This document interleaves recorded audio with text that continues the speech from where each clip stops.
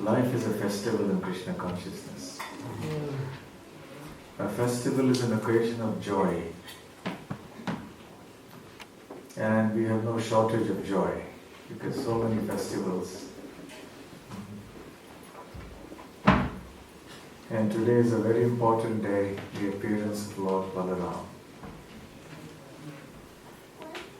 The Jhulan Yatra festival is also so blissful, and devotees kind of feel a little sad. Okay, now it's getting over. So then Balaram comes and says, yeah, okay, don't worry, I'm here. And celebrate my festival, give you some happiness.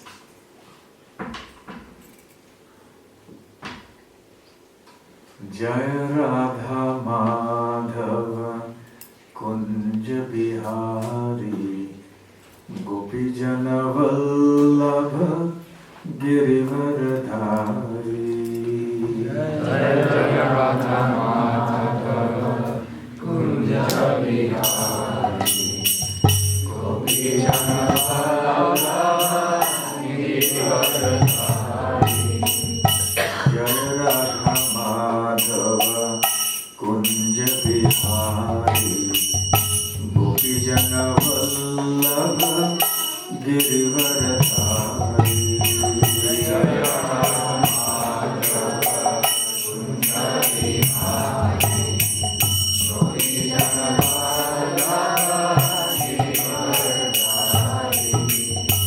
Yashodanandana Vraja Jana Ranjana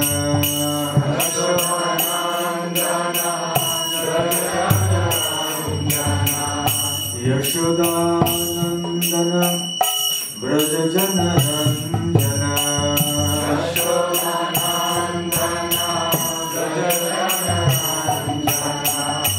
Yamuna Tiravanachari.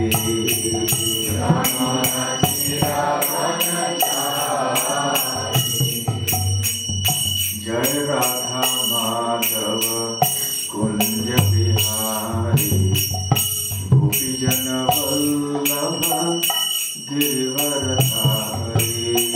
Jai Radha Madhava Kunja Bihari Gopi Jana Vallabha Girivaradhari. Hare Krishna, Hare Krishna, Krishna Krishna, Hare Hare, Hare Rama, Hare Rama, Rama Rama, Hare Hare, Hare Krishna, Hare Krishna, Krishna Krishna, Hare Hare, Hare Rama, Hare Rama, Rama Rama, Hare Hare. Hare Krishna, Hare Krishna, Krishna Krishna, Hare Hare, Hare Rama, Hare Rama, Rama Rama, Hare Hare, Hare Krishna, Hare Krishna, Krishna Krishna, Hare Hare, Hare Rama, Hare Rama, Rama Rama, Hare Hare, Hare Krishna, Hare Krishna, Krishna Krishna, Hare Hare, Hare Rama, Hare Rama,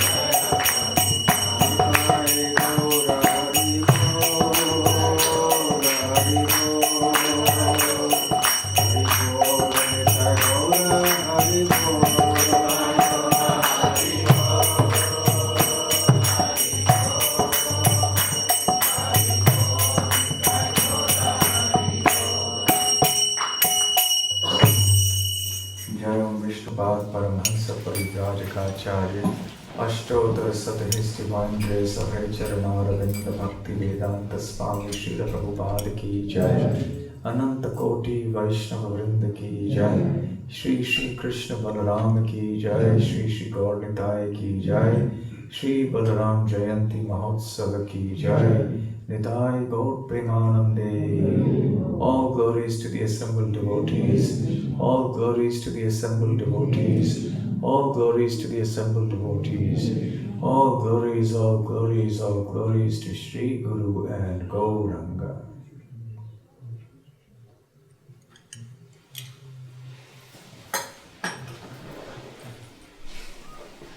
Oh, you got the golden throne for Bhagavatam. We'll talk about it a little at the end. On Bhakti Purnima, Bhagavatam says, if you distribute or you gift, as Srimad Bhagavatam said, on a golden throne, then you'll go back to Godhead.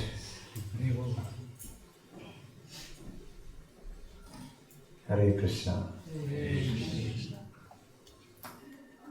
Om Jnanatimiram Dhasya Jnananjana Shalakaya Chakshurunmilitam Yena Tasmai Shri Gurave Namaha Shri Chaitanya Manobhishtam Sthapitam Yena Bhutale Swayam Rupa Karam Mahyam Dadati Svapadantikam Vandeham Shri Gurum Shri Yutapada Kamalam Shri Gurun Vaishnavamscha Shri Rupam Sankajatam Sahagana Raghunathanvitam Tam Sajivam Sadvaitam Savadhutam Parijana Sahitam Krishna Chaitanya Devam Shri Radha Krishna Padam Sahagana Lalita Shri Vishakhanvitamscha Namo Om Vishnu Padaya Krishna Prishthaya Bhutale Srimate Bhaktivedanta Swamin Niti Namine Namaste Saraswate Deve Gauravani Pracharine Nirvishesha Shunyavadi Paschatya Deshatarine Vancha Kalpatarubhyascha Kripa Sindhubhya Evacha Patitanam Pavanebhyo Vaishnavebhyo Namo Namaha Jai Shri Krishna Chaitanya Prabhu Nityananda Shri Advaita Gadadhara Shiva Sadi Gaura Bhakta Vrinda Hare Krishna Krishna Krishna Hare Hare Hare Rama Rama Rama Hare Hare. Hare Krishna.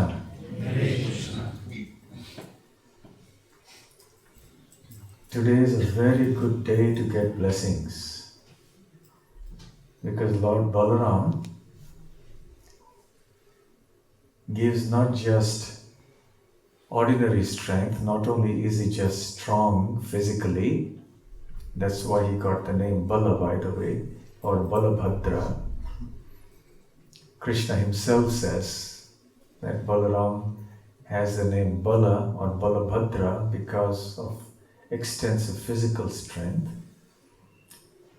But today is an important day to pray to Lord Balaram, not just because he can give us physical strength. Well, to some degree strength is required to survive in this world. But more importantly, he gives us spiritual strength. How many of you have been to Vrindavan? Okay. So you must definitely have gone to the Krishna Balaram Mandir. Yes? How many of you have gone to Vrindavan and not gone to Krishna Balaram Mandir? Okay, good.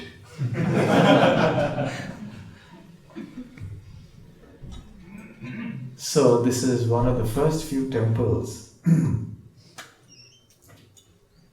Actually the first temple in ISKCON where we had a Krishna Balaram deity. And there aren't many temples even otherwise which have Krishna Balaram deities, even outside of ISKCON. The ancient temples in Braj, like the Dauji temple, they have Balaram's deity, yes, big deity. It's almost 6 or 7 feet tall. So they're there, but Krishna Balaram together, very special. And what is the pose that Balaram has and Krishna? One arm resting on the shoulder. Whose arm is resting on whose shoulder? Balaram's arm is resting on Krishna's shoulder. And Balaram's which arm? Left arm or right arm? Left arm. Why is it not the right arm? Any reason? Balaram's on the right. Balaram's on the right. And he's old, because he's older. That's the point. So the one who is more senior is on the right. And the one who is not senior is on the left.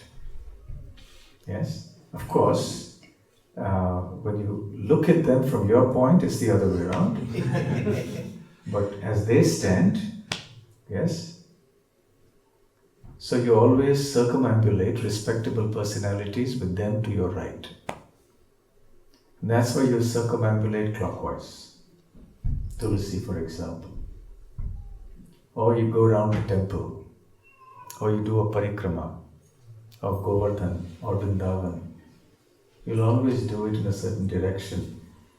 When you go around Govardhan, you always keep Govardhan on your right. Because a respectable personality is to be kept on one's right when we move. There are such fine rules of Vedic etiquette. Even when you're passing by a respectable personality, you would pass him by from the right, from your right. And these are subtle things nowadays. Who remembers such things? If you thought about such things, people would probably say you had OCD or something. some kind of malfunctioning.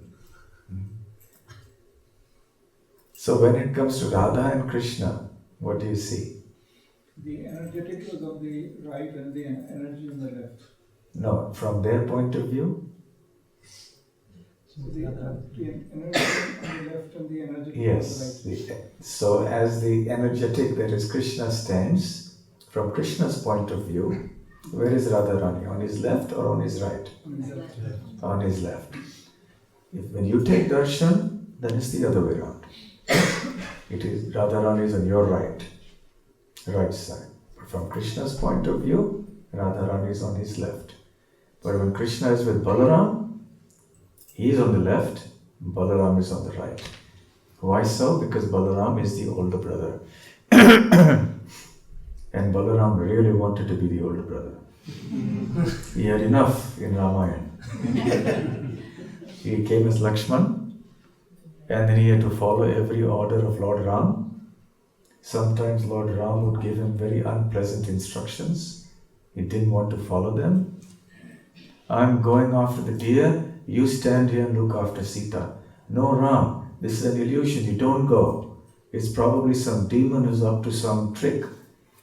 Please stay back, or at least if you want, let me go there and you stay here. No, you have to stay back.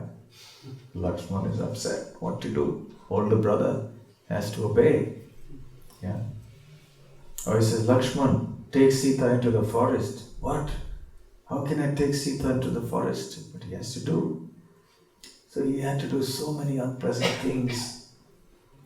He says, this is enough. Next time we incarnate, I'm going to come as the older brother. And then, I'll be the one who will give instructions. So then they came as Balaram and Krishna. And even in Gaur Leela, the same Krishna and Balaram come as Chaitanya Mahaprabhu and Nityananda Prabhu. Right? So, of course, these are all eternal positions. These are all eternal relationships. Krishna and Balaram are eternally a pair. Ram and Lakshman eternally are a pair of brothers. But nevertheless, for the sake of Leela, these things are considered. Because from the point of view of chronology or sequence, in a given day of Brahma, you have the Ramayana, Ram Leela comes first, and then comes Krishna Leela. Yes? But the whole thing repeats in a cycle. There's a cycle that goes on and on and on. So in one sense, which is first and which is later? They all happen eternally. So Balaram is always Krishna's older brother in Vrindavan, eternally. And he looks after Krishna because he's the older brother, and that's what older brothers are supposed to do. They're supposed to look after the younger sibling. So Balaram gets very protective about Krishna. This morning at the Londonishwar temple, I was discussing about Balaram serving Krishna in all the 5 rasas. Very amazing. And because he's the older brother is like a father, somewhat. Because he's protective. A father or a mother has to be protective about the children. So similarly, the older brother or the older sister usually protective about the younger siblings. So Balaram is always protective about Krishna. And sometimes he gives instructions to Krishna. You can do this, you can't do that. And Krishna obeys. So Balaram is a very special personality. You know, in the Krishna book, Prabhupada starts by saying, sometimes people ask, who is Krishna? Who is the girl next to Krishna? And the answer is that Krishna is the Supreme Personality of Godhead. And Srimati Radha, the girl next to him, is Srimati Radharani, the Supreme Energy. So similarly, they may ask the question, who is Balaram? This is Krishna, he is God. And who's next to him? So who is Balaram? Balaram is also the Supreme Personality of Godhead. The only difference between Krishna and Balaram is that Krishna is dark complexioned and Balaram is white complexioned. That's all. Otherwise, they are 2 brothers. Balaram is the first expansion of Krishna. Krishna expands himself into so many different forms. Because Krishna wants to just remain in Vrindavan and play the flute, graze the cows, dance with the gopis, and so on. But when he has to do so many other things, he has so many responsibilities. He has to maintain the whole material world. He has to manage the whole spiritual world. He has to even manifest the spiritual world in which to do pastimes. So then he expands himself. And then Balaram takes care of everything. And Krishna is left free to just enjoy his pastimes because Balaram takes everything on himself. And what does Balaram do? He's also very intelligent, so he also expands. So the game of expansion is quite unique. It's only in the spiritual world. We all may wish that we could also expand and one part goes to the office and one part remains at home and enjoys. Yeah. Or especially students may hope, one part goes to the examination, the other part is sitting at home and relaxing. But that's not possible. That happens only with Krishna. Yes. Krishna can expand himself into an unlimited number of forms and he can accomplish all his purposes like that. So Balaram is the first expansion. I want to read a verse, 1 or 2 verses from the Chaitanya Charitamrita, which Krishnadas Kaviraj Goswami narrates, speaking about Balaram's position, Krishna and Balaram. This is from the Adi Leela, chapter 5, titled The Glories of Nityananda Balaram.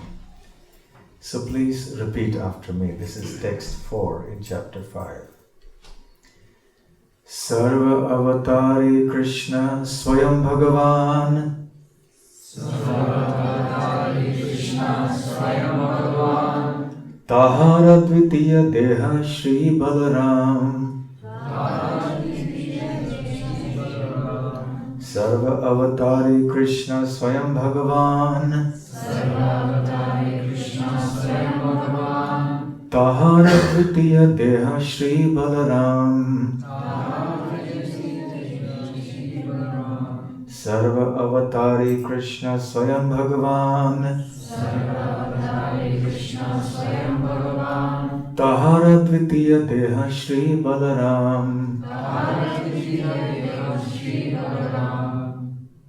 Sarva Avatari Krishna.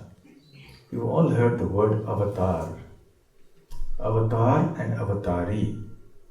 Avatari is the source of all the avatars. That's Krishna. So, Krishnadas Kaviraj Goswami says, Krishna is Swayam Bhagavan. He is the original form of Godhead. Swayam means self, or in this context it means original. So Krishna is Swayam Bhagavan. There's a famous Bhagavatam shloka, Ete cham sakala punsaha Krishnastu Bhagavan Swayam. So Krishna in Vrindavan is the original form of the Lord, of the Absolute Truth. And he is Avatari, Sarva Avatari Krishna. So he is the source of all the other avatars. All the other forms ultimately come from Krishna of Vrindavan, whether it is Ram or Narasimha or anything else, any other form. So who is the first expansion of Krishna? That is Balaram. In all the innumerable forms, unlimited expansions of Krishna, it all begins with Krishna expanding into Balaram. Tahara Dvitiya Deha. Dvitiya means second. Tahar means his, Krishna's. Deha means body. Shri Balaram. So Balaram, being the first expansion of Krishna, is like the second body of Krishna. One person in two bodies. It's almost like that. So Srila Prabhupada says here, Lord Sri Krishna, the absolute personality of Godhead, this is the purport. Or rather, I'll read the translation first. The supreme personality of Godhead, Krishna, is the fountainhead of all incarnations. Lord Balaram is his second body. And in the purport, Prabhupada says, Lord Sri Krishna, the absolute personality of Godhead, is the primeval Lord, the original form of Godhead, and his first expansion is Sri Balaram. The personality of Godhead can expand himself in innumerable forms. The forms that have unlimited potency are called Swamsha, and forms that have limited potencies, the living entities that is, are called Vibhinnamsha. So Balaram is where all the expansions begin. And in the next verse, Kaviraj Goswami says, please repeat after me. I know we don't have it up on the screen, but these are short verses, so I think you'll be able to remember it as I say it. It's a good practice to strengthen your memory also. Yes? You know, just like muscles get strengthened by exercising, so does the memory. How many of you go to the gym? Okay, don't have to say it. Shouldn't ask that. But people go to the gymnasium to strengthen their muscles, right? So when you keep on exercising something, it becomes strong. So if you exercise your memory, it becomes strong. Nowadays we don't exercise the memory because we have technology. You want to find out 15 times 13, you don't exercise your brain. You don't remember what you studied in school, or you don't do the exercise 15 into 10, 150 plus 15 into 3, 45, 150 plus 45, 195. Too much of a botheration. Too much exercise. So we just pick up our calculator or our mobile phone and just do it.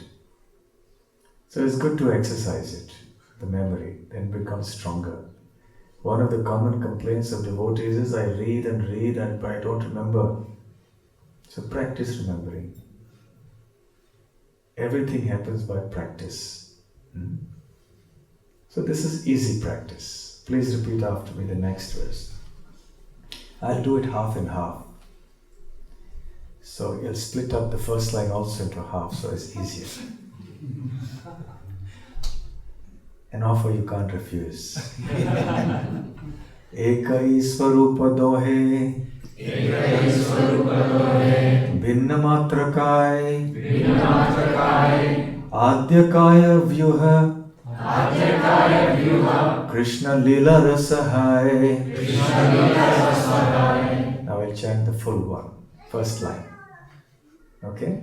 That's how you remember verses actually, by the way. There are certain techniques followed in the Vedic system of education for how to remember verses. Some people have photographic memory, they just look and they remember. It may be like that. Some great personalities have that capacity to do it. They used to do it in the previous ages, but in this age it's difficult. So generally, the method, one of the standard methods for memorizing verses is when there are 4 verses, let us say in a typical Bhagavad Gita shloka, one who is leading the chanting reads the first line, everybody recites that 3 times. Then you read the second line, everybody recites the second line 3 times. Then the leader recites the first 2 lines, then everybody recites the first 2 lines together 3 times. Then the third line, repeat 3 times. The fourth line, repeat 3 times. The third and fourth line together, then repeat 3 times. Then the whole verse together, repeat 5 times, 8, 10, any number of times. And then it's easy to remember the verse.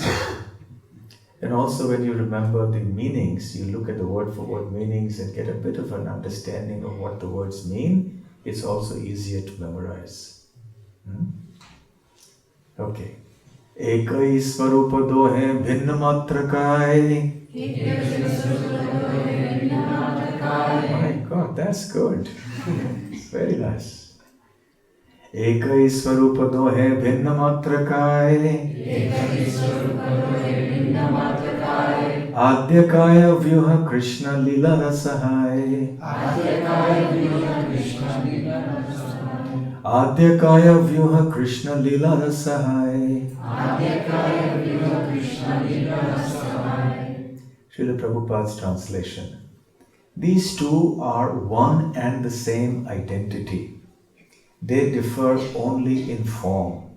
Lord Balaram is the first bodily expansion of Krishna, and he assists in Lord Krishna's transcendental pastimes. Eka is Swarupa Dohe. Doha means both. Swarupa means identity. So both of them have the same identity.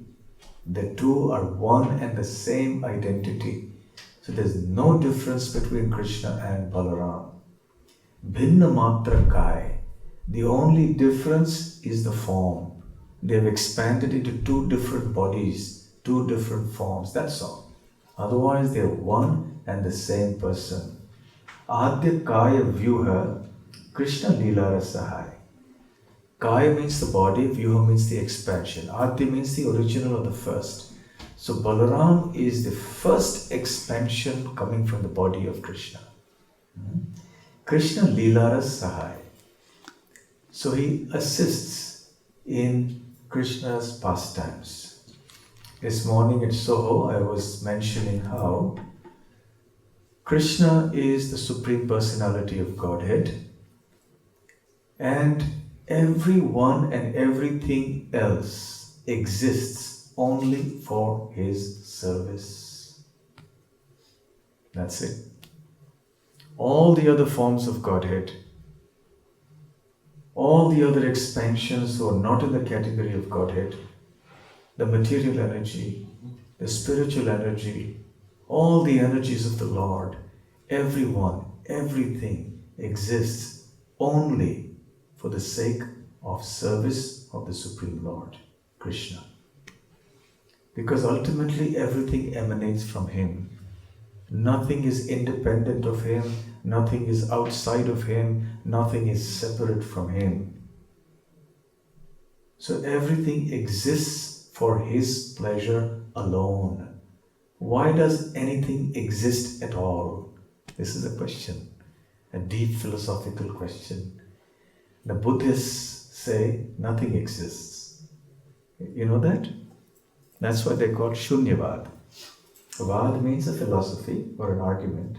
Shunya means zero. So their philosophy is Shunyavad. Nirvishesha Shunyavad Paschatya Desha Tarini. Prabhupada's Pranam Mantra says he went to basically refute these kind of false philosophies of Shunyavad, that is voidism, and Nirvisheshvad, which is impersonalism. So they say actually nothing exists. You don't exist, I don't exist, even the soul, even that doesn't exist. There's no spiritual light called the Brahman, at least the impersonalists accept that there is something beyond this world. The impersonalists say this world is false, Jagat Mithya. But there is something, there's reality beyond the spiritual light, the Brahma Jyoti, that's real. But the Shunyavadis go one step further and say not only is the world false, even the spiritual business is all false. There is no spiritual light, there is nothing. Everything is just zero. So you want a little class in arithmetic? Okay. So we begin with Shunyavad, where everything is zero. That was Buddha. Then came Shankaracharya. He said, no, not zero, one. Everything is one. We are all God, that one supreme God. You are God, I am God. We are all one. One time someone was arguing like this, and I got a little annoyed. We are all one. I said, then your money is my money. Give me all your money. Yeah?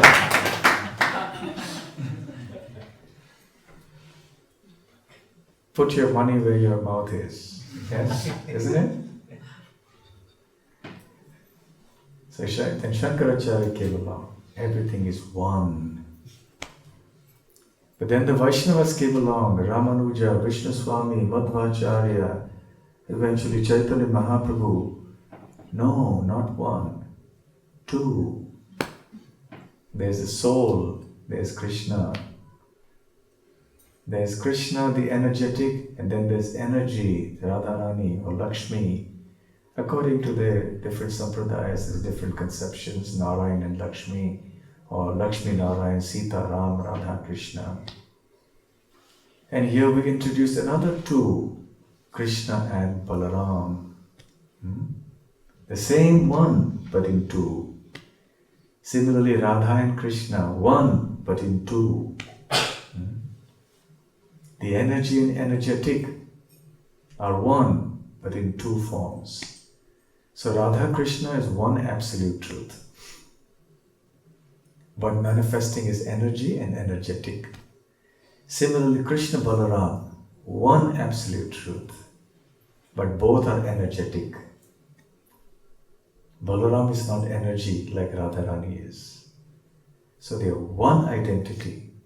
And Krishna expands himself like this so that he can serve himself. Krishna's expansions, originally just imagine that Krishna is all alone, there's nothing else but Krishna. So what happens? Then Krishna expands as Balaram. Then Balaram makes the whole spiritual world. Balaram makes everything for Krishna, all his personal paraphernalia and everything. And then Krishna expands further, his energies, they expand, Balaram expands, and everything happens after that.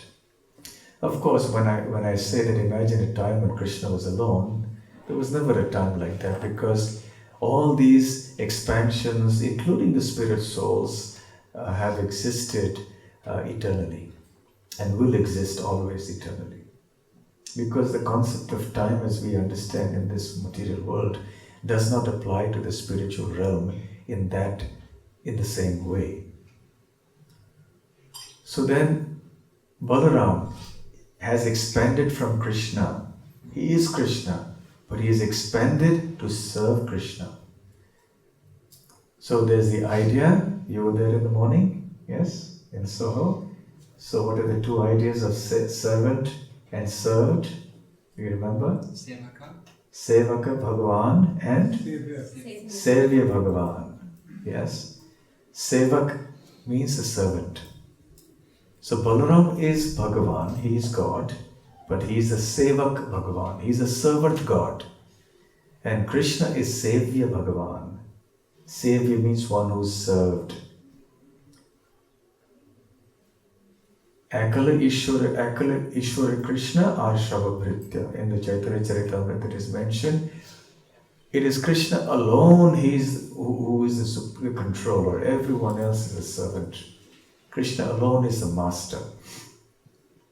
Now you have all these other expansions who are meant to serve Krishna directly or indirectly. But the process of service is so wonderful that Krishna reciprocates and he also becomes a servant of his servants.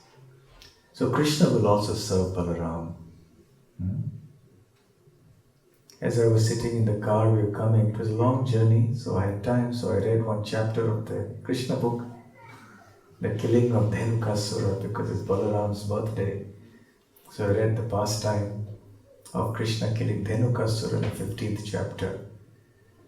And before the pastime of Dhenukasura comes up, there is a description by Shukadeva Goswami, beautiful description of Krishna going into the forest with his cowherd boyfriends, how they observe the beauty of the forest, and there's a nice description of the birds, of the animals, the flowers, the bees. Very, very nice. Vrindavan, you can just imagine in your mind how beautiful Vrindavan is. And all the trees and everyone is offering respects to Balaram. And the children are all playing. Sometimes there are all these smaller animals like the rabbits and the squirrels and so on, which are always very fearful by nature.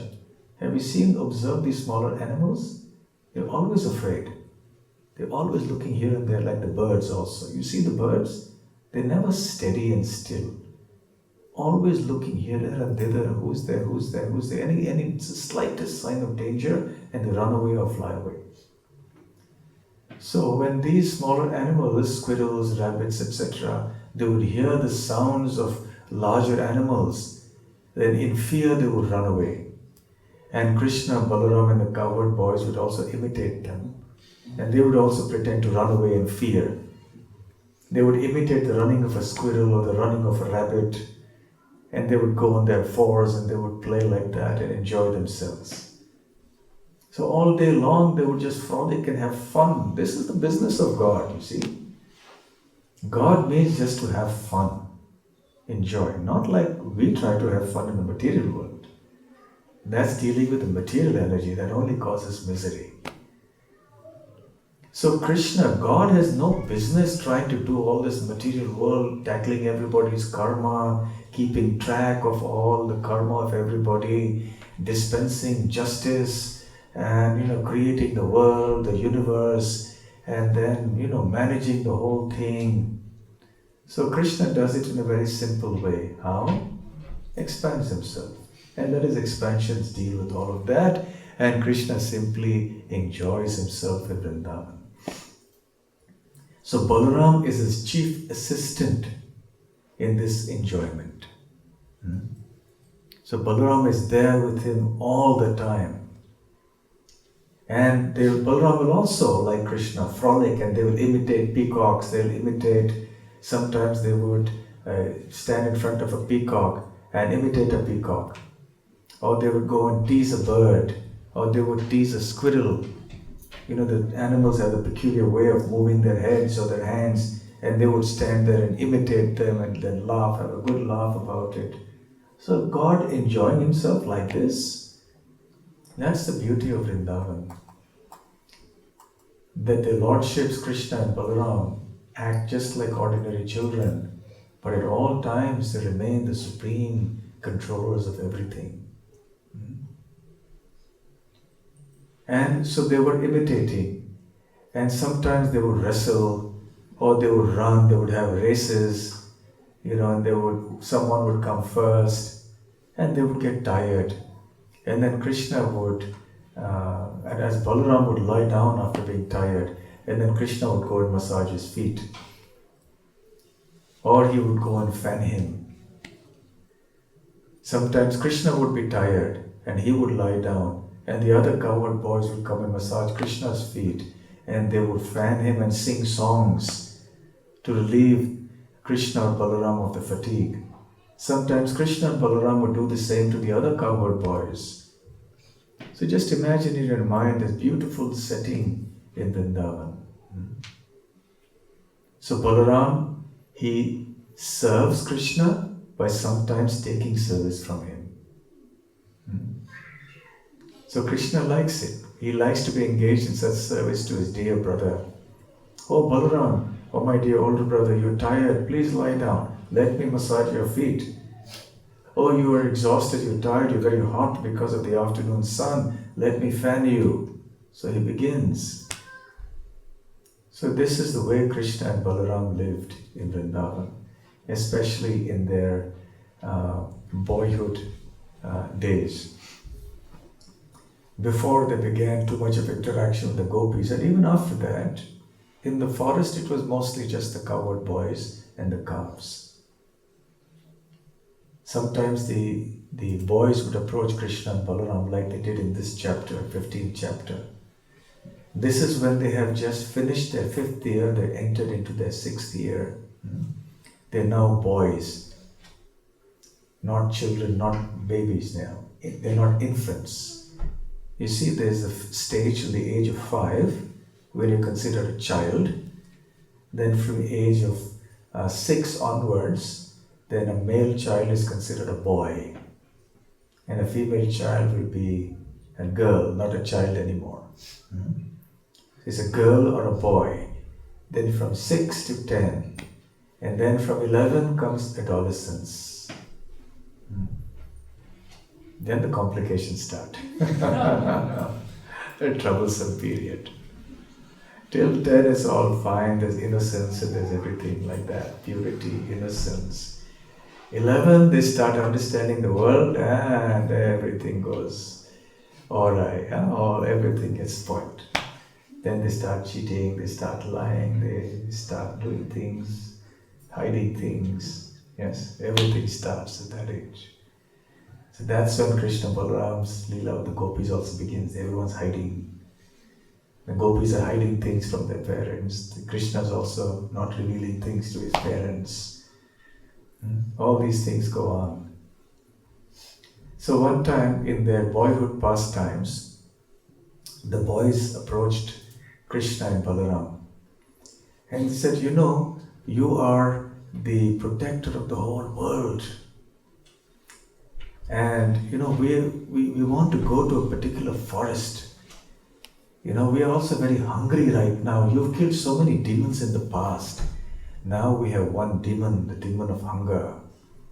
And also we can smell the aroma. Can you smell it? Yes. Where is it coming from? It's coming from this forest called Talvan. And there are palm trees there, beautiful palm trees with palm fruit. And these are exceptionally fragrant and delicious. And we want to eat them, Krishna and Balaram. But there's a big demon who lives there in the form of an ass, and his name is Dhenukasura. So Dhenuka was one of the associates of Kamsa, the evil uncle of Krishna who lived in Mathura. So he had his associates spread out all over Braj, everywhere. So Dhenuka, who was an asura, therefore he's called Dhenukasura, he had the form of an ass. And he had many, many associate demons who also took the form of asses, and they lived there. Since I mentioned Krishna Balaram Mandir in Vrindavan, just next to the temple, just at a 2 minutes walk, there's a little guest house owned by somebody else, not an ISKCON devotee. It is called Dhanuka Ashram. I don't know if any of you have been there or lived there. It's a decent place to live. Not that I'm doing any propaganda, but just incidentally the topic has come up. And especially devotees from the West, they've heard the name Dhenukasura. They haven't heard the name Dhanuka. So they always call it Dhenuka Ashram, and the man is irritated. No, and I'm not Dhenuka. Dhenuka is a demon. This is Dhanuka. Yes? So anyway, there was this demon Dhenuka. So the boys said, and none of the birds even go there. What to speak of the animals and human beings? Nobody goes there out of fear of these demons. So please, do something about it. So Krishna and Balaram said, yeah, let's go there. So then as they entered into the beautiful, they were struck with wonder to see the beauty of this forest. Beautiful palm trees with luscious fruit hanging from the trees, all looking so delicious. And then Balaram went straight up. There he is. He went exactly straight up. And then he started jerking and yanking one big tree. And when Balaram yanks a tree, then he really yanks it. And he jerked it and yanked it so vigorously that all the fruit fell down. It made a loud noise. And at that time, Dhenukasura was there, and he was astounded. Who dares to come into my territory without even asking me? And he's coming and taking the fruit and so impudently shaking the tree like that, making a noise, not even quietly doing it, but making such a big noise about it. So he was terribly angry.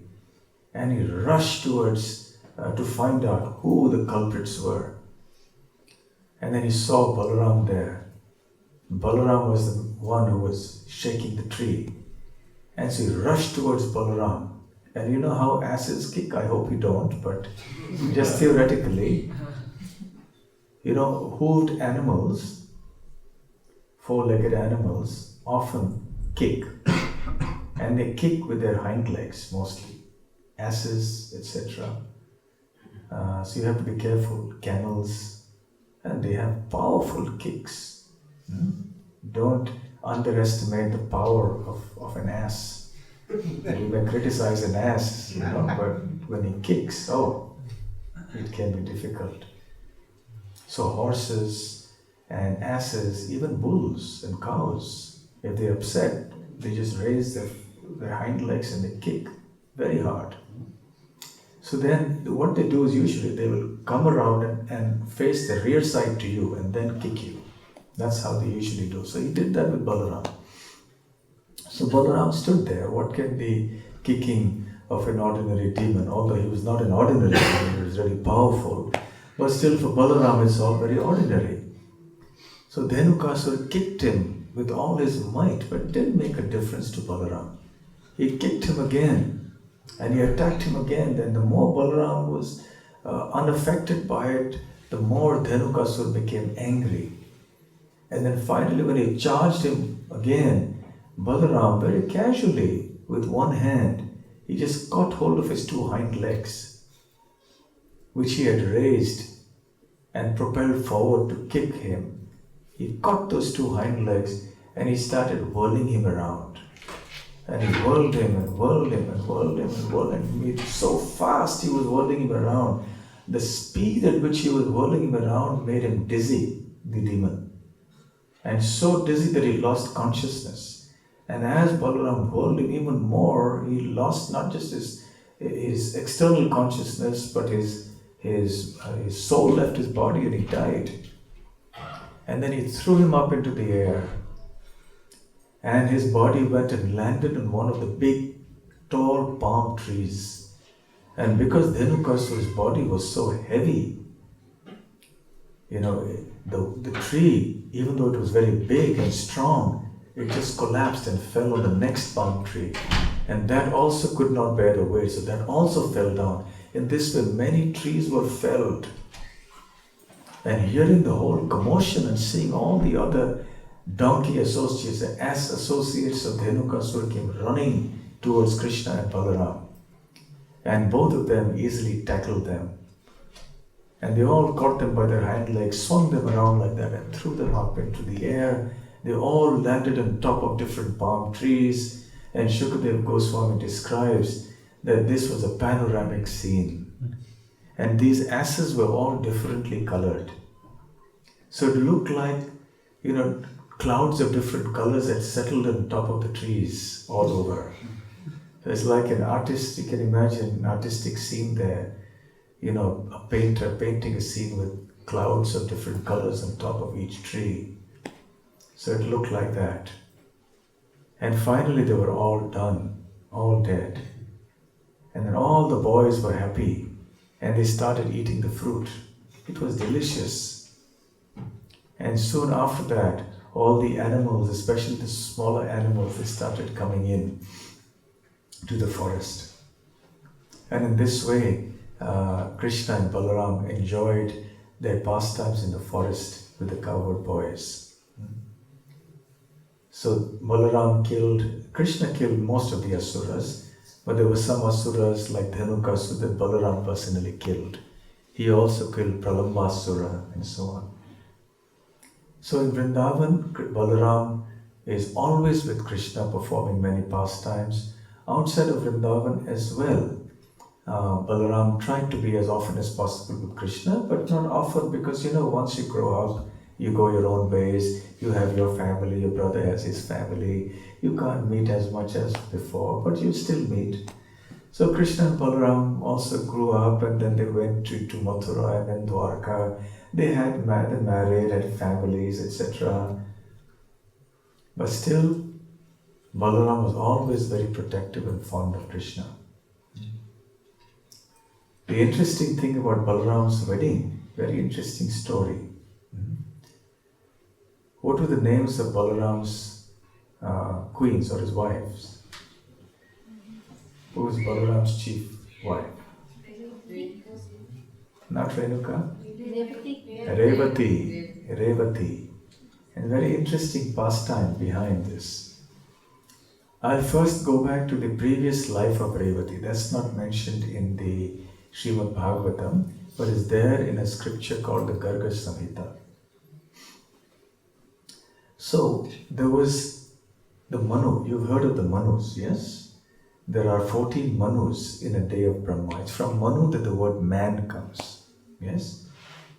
So, this is the 7th Manu that we are living in. The reign of the 7th Manu. It's called the 7th Manvantara. And who is the Manu here? The current Manu? Anyone? Vaivasvata Manu. He is the son of Vivaswan, the sun god. From Vivaswan comes Vaivasvata. So his name, anyway, so he is he's called Shraddhadev. So he is the Manu. And in every Manu's reign, there are 71 Chatur Yugas, 4 Yugas, Satya, Treta, Dwapar, Kali. These are the 4 ages. And they repeat cyclically like that. So in any Manu's lifespan, there are 71 approximately such Chatur Yugas, 4 Yugas. So this is the 7th one in this day of Brahma. And before this was the 6th Manu. What was his name? Chakshusha Manu, yes, Chakshu. So this Chakshu Manu king, he had a daughter whose name was Jyotishmati. Now she was very beautiful, and naturally the king was eager that the princess should find a very nice, suitable groom or a husband. So but she said, I will only marry the most powerful person in the whole creation. So now Chakshusha Manu was thinking, that's the tall order, how to find the strongest person in the whole universe. So he went to Indra, the king of the demigods. Indra said, I'm no match. If she wants the most powerful person, well, Vayu, the god of the wind, is more powerful than me. So go to Vayu. So then Chakshusha Manu went to Vayu. Vayu Dev said, I'm strong, yes, but not as strong as a mountain. I can't move the mountains. So go to the mountain. He is very strong. So the Parvat also, he said, no, I'm strong, but there are people stronger than me. It went on and on till it came to Shesha, on whose hoods the entire universes rest. And he said, actually, the original personality is, I come from Balaram. So Balaram is the most powerful personality. So then Jyotishmati resolved, okay, I will go and perform austerities to please Balaram so that he will accept me as his wife. So then she started performing austerities. The other demigods started getting perturbed because they wanted to marry her. And they came to try to dissuade her from this. He said, no, we are also eligible. We are also very good candidates. Please consider us. We would also like to marry you. And she became annoyed and she cursed them. And they fled in fear. They didn't want to be cursed.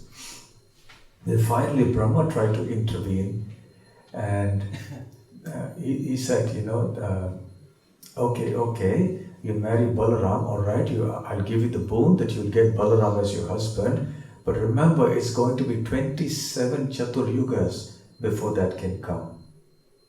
Chatur Yuga, as I said, is the 4 ages together. Now this pastime happened in the end of Chakshu's life, the 6th Manvantara.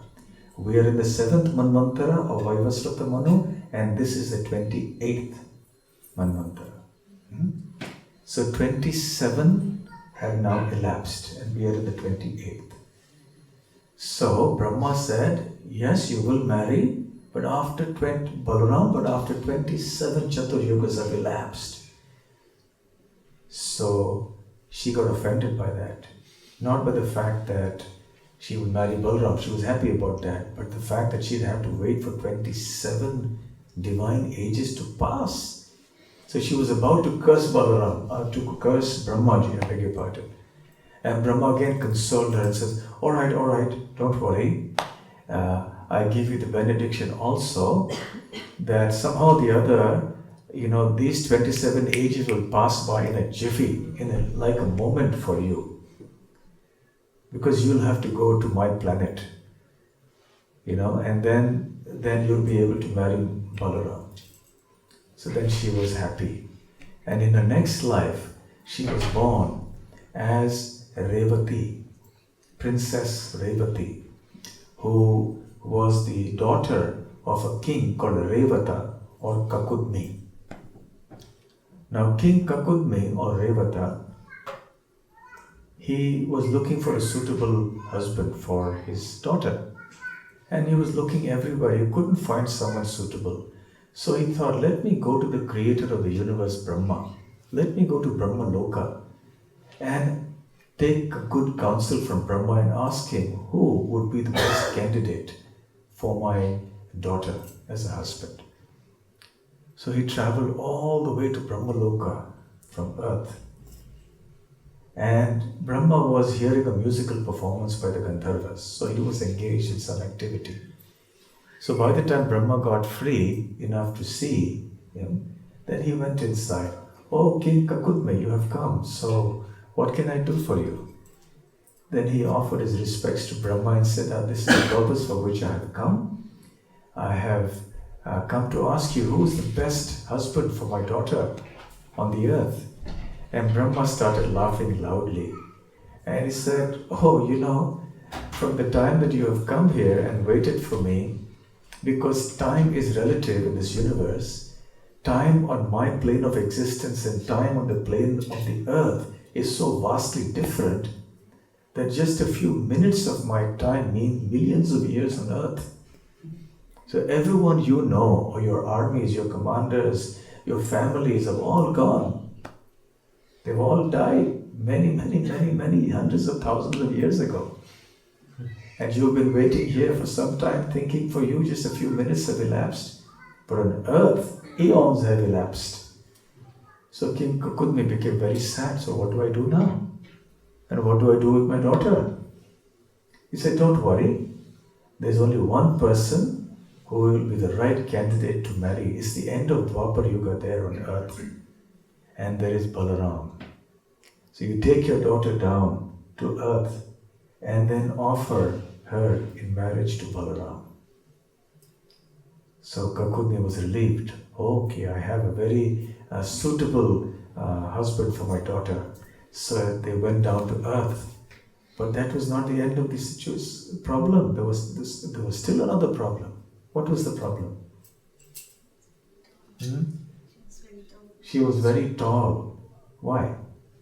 She was from previous era. Because she was from a previous age. She was not from Dwapar Yuga.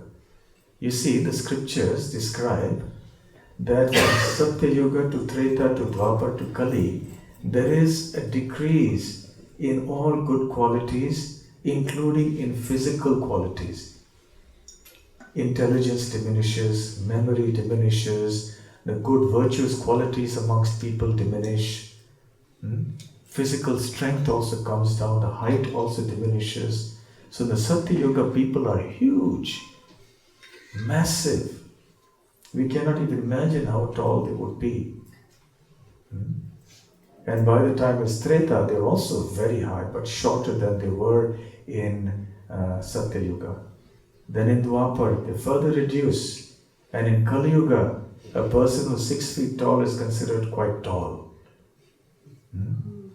But a 6 foot or 6.5 foot person would be like a pygmy compared to the people of previous ages. And as Kali Yuga progresses, and towards the end of Kali Yuga, perhaps a person who's 4.5 or 5 feet tall would be considered a giant. That's how things go down. With the age, the time factor acts in such ways. So, even though Balaram, by the standard of Dwapar Yuga, was big, by our comparison, in Kali Yuga, he was huge. But from the comparison of the previous ages to that, and Revati was from that age, and by her standards, she was not exceptionally tall. She was just like an average, young lady of her time. But because she was from a previous age, therefore, she was really tall. And when she came down in front of Balaram, Balaram had to look way up like that. So now King Kakuni was thinking, now that's an awkward situation. How to resolve this? Now Brahma has said that Balaram is the most suitable husband for my wife, for my daughter. But now she is towering over him. She's like a huge tower and he's small in comparison. So what to do? So Balaram also knew that Revati is his eternal consort. So he had a way out. He just took his plough. He carries a plough. In Vrindavan, what does he carry? Yeah? You see, he carries also the mushala. Mushala means a club. But Vrindavan, he doesn't need to carry a club. There he's just enjoying himself. He has a bugle horn and he blows that and enjoys himself.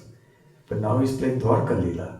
So he had this plough just like that. Yes, can I have this? Balaram, can you come here? And show yourself, reveal yourself to the devotees. No, okay. Just show the plough to everyone. Yeah. So Balaram took the plough. He took it to the head and the shoulder of Revati and he just pulled her down and she came down in size. And she became of the right height. Just right for Balaram. And then they married and then of course so many wonderful pastimes happened. So this is all something about Balaram's marriage. In Dwarka also Balaram played some very important roles there. In the battle of Kurukshetra, Balaram did not participate. Why not? Because he became Duryodhana's guru. Because he was Duryodhana's guru, so he could have fought on Duryodhana's side. Why didn't he do that? He He didn't want you to fight against Krishna either. So. He didn't want to fight against Krishna either. And not just Duryodhana was his, even Bhima was his disciple. Disciple in what? In club, fighting with the club. So he was a guru teaching fighting, martial arts. So, of course, Duryodhana was his favorite student. He was even dearer to Balaram than Bhima because Duryodhana was so committed to learning. A very, very good, diligent student. So therefore Balaram just kept out of it. He went on pilgrimage. And he returned. By the time he came to Kurukshetra, it was the last day of the battle. And he had also taken a vow not to participate. And then the time came when Duryodhana was left. Most of the Kaurava army had been destroyed. But Duryodhana was remaining. He was still alive. And there was a fight to death between Bhima and Duryodhana with clubs. They were both very, very skilled and powerful fighters with a club. And it went on and on, one-to-one combat. There was a lot of ethics in those days in combat and in battle, not like today. Just throw a bomb and run away, leave a bomb in a suitcase, or just fire at someone who doesn't know. Yes? So they had rules for combat. So they were fighting with each other, and Krishna, Arjuna and some others were watching. And the fighting went on and on and on and on. And they were evenly matched. Duryodhana was a little more skilled than Bhima. But Bhima made up for the lack of skill with extra power because he was stronger than Duryodhana. So in that way, with the combination of skill and power, they were evenly matched. And finally, when this was going on like this, it was like a stalemate. Then Krishna did something. What did Krishna do? Yes. Did he touch his? Krishna touched his thigh like this, indicating what? To hit his thigh. Indicating to Bhima that he should hit Duryodhana's thigh. Now, was that appropriate or not appropriate? Not appropriate from which point of view? From the point of view of code of conduct of warfare. But it is completely appropriate because it's Krishna who is doing it. Whatever Krishna does is dharma. He is the absolute truth. So if Krishna lies, that's the truth. If Krishna steals, whatever Krishna does is perfect. We cannot imitate Krishna. So anyway, he indicated like this. Now normally, we don't hit below the waist in warfare with a club. When you're in a duel, you only hit above the waist. But suddenly, Bhima swung his club and hit Duryodhana, on the thighs. And that broke Duryodhana's thigh. And he fell down on the ground. And he was wincing in pain, grimacing in pain, and said, "How did you do that? How did you cheat like this? It's a very cowardly thing to do." And at that time, Balaram was also present. He had arrived. He was also watching this. And then he saw this. Now what could he do? He was enraged. And he was going to pick up his club himself and destroy Bhima. And then Krishna intervened, as always. And in a very sweet voice, he pacified his older brother and said, "Brother, actually what Bhima did was right because he was keeping his vow." What was Bhima's vow? He was going to drink his blood. Hmm? He was going to drink his blood. Drink his blood, yes, but another vow?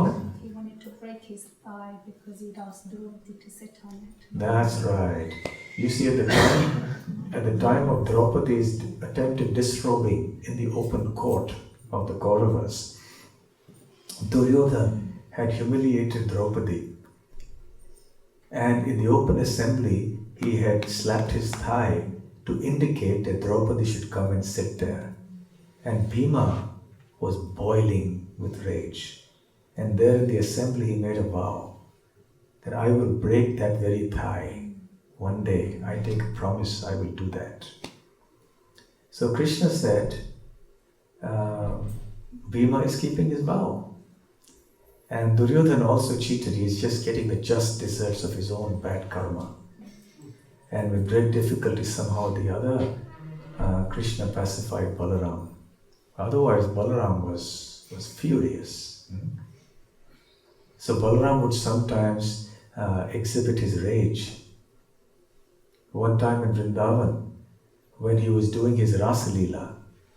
And as I was mentioning this morning in Soho, Balaram's Rasa Leela is different from Krishna's Rasa Leela. He has a different set of gopis from Krishna's set of gopis. And when he was doing his Rasa Leela, he wanted to also sport in the waters. So he called Yamuna, come, so that we can sport in your waters. But Yamuna did not heed his call. So with his plow, he just pulled the water, the banks of the Yamuna. And then Yamuna started, dividing into many streams, and there was havoc. She panicked and she quickly appeared in front of Balaram with folded hands. She understood, I'm sorry, I have committed a great offense against your lotus feet. Please forgive me for my offenses. And then Balaram forgave her. And along with his gopis, he sported in the waters of Vrindavan. Even in Hastinapur one time, Balaram exhibited his anger and used his plow with devastating effect. What happened was that one of Krishna's queens, Jambavati, had a son whose name was Samba. Samba one time, as was the practice amongst the Kshatriyas, he kidnapped the daughter of Duryodhana, whose name was Lakshmana, because he wanted to marry her. So in Kshatriyas, they would do that sometimes. They'll forcefully go on horseback and then pick her up and go away. Don't try these things now though. But in the Kshatriyas in the old days, that was the practice. And then the other Kshatriyas, the father of the girl, would then retaliate, and then battle would take place. The life was different. So then they sent out an army to get Lakshmana back. And as Samba was driving away, the army caught up with him, and you had the top generals of the Kaurava army. They surrounded Samba and fought with him. It was an uneven combat. It was against the ethics of combat. And they overpowered Samba, captured him. When the word reached Dwarka, everyone was enraged. They said, how dare they capture Samba like this? Now we'll go forward with our army and we'll destroy them. And Balaram pacified them. He said, no, let me go out. I'll go with a message of peace. I'll pacify them and peacefully bring Samba back. So when he went there, he was shocked that the Kauravas did not receive him nicely. In fact, they spoke some words of insult. And they kind of deprecated the value of Krishna and of the Yadu dynasty, and Balaram became furious. So he picked up his plow and he struck it in the ground and he dragged it towards the Yamuna. So the whole city of Hastinapur started getting dragged, pulled. Imagine the whole city getting pulled into the river. That started happening. When the Kauravas saw that, they panicked and they realized what a big blunder they had done. So they all begged forgiveness from Balaram. And eventually everything was adjusted, everything was settled. And then Lakshmana went with Samba and everything, the marriage happened properly and all that. So Balaram performs pastimes like this in Vrindavan, in Mathura, in Dwarka, Hastinapur, Kurukshetra. So he's an associate, the first associate of Krishna. And his only business, so to speak, is to assist Krishna. Srila Prabhupada one time said in Vrindavan, pray to Krishna Balaram. Pray to Krishna to give you spiritual intelligence and pray to Balaram to give you spiritual strength. And Balaram is represented in this world by the Guru. Balaram is the original Guru Tattva. And without the mercy of Guru, one cannot enter into the mysteries of spiritual life, and especially Vrindavan. So because the Guru represents Balaram, he prepares our consciousness to be able to understand and realize these transcendental mysteries. In fact, when Mother Devaki had the 6 children and each of them was killed by Kamsa. And then there was a seventh pregnancy in which Balaram appeared, and then he was transferred from the womb of Devaki to the womb of Rohini. And after that, Krishna appeared in Devaki's womb. The question arises that why did Balaram take birth before Krishna? Why did he not just take birth directly as a son of Rohini? Why did he have to be transferred, etc.? So the reason for that is that now that Krishna was to be born and he was to appear in Mother Devaki's womb, Balaram had to come there to prepare the ground for it, so to speak. These other 6 had come and they had gone. So now he had to come to make the womb transcendentally suitable for Krishna's advent into her womb. So Balaram appeared, and made everything just suitable and pure. So similarly for us, before we can be eligible to enter into the spiritual world, we need the mercy of Balaram. So today on his appearance day, we can pray to Lord Balaram to give us his mercy. Because on a birthday, generally everyone is very happy. So on his birthday also, he's much more magnanimous and much more willing to give benedictions.